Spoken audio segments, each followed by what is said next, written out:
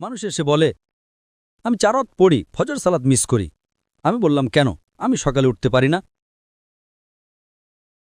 অন্য সব সালাত সময় মতো পড়ি, ফজর আমি উঠতে পারি না। তো আমি তাকে বললাম, আপনি তো একজন ব্যবসায়ী, ধরুন আমি আপনাকে বললাম কাল সকাল ভোরে 5টায় একটা ব্যবসার ডিল আছে যেখানে আপনি $1 মিলিয়ন পাবেন। আপনি কি সেই ডিলে যাবেন? আপনি বললেন, হ্যাঁ, কিন্তু আপনি তো সকালে উঠতে পারেন না। না না না, $1 মিলিয়ন জন্য আমি ঘুমাবই না।